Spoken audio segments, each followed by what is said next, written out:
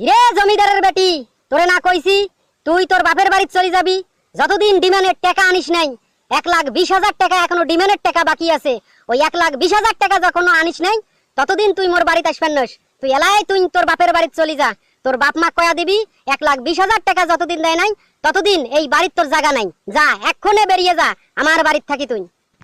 কিসের 1,20,000 টাকা রে দারুয়া? কিসের 1,20,000 টাকা? মোর বাপের বাড়ি থাকি মুই টাকা আনিম আর তুই সেই টাকা দিয়ে মদ খাবি, হ্যাঁ জুয়া খেলাবি, সারা রাত তাস খেলবি আর বাড়িতে আসি আমার সাথে অত্যাচার করবি। তোর নামে মুই কেস করি দেম রে, নারী নির্যাতনের কেস করি দেম, তখন বুঝবি ঠেলাটা। আবার কি আমারে মেশিনটা স্টার্ট দিবার কোস? মেশিন স্টার্ট দিবার কোস? বহুদিন থাকি মেশিন কিন্তু স্টার্ট দেন না, বুঝছিস? বহুদিন থাকি ডাঙাডাঙ্গি হয় না। এবার যদি ধরং আর এবার যদি মেশিন স্টার্ট দেন তাহলে তোর জানে কিন্তু পানি এবারও থুবের ন। 1,20,000 টাকা ডিমান্ডের ভালোই ভালো আন। সামনে ঈদ, বুঝছিস? ঈদের মার্কেট করা লাগবে, তাছাড়া কুরবানিও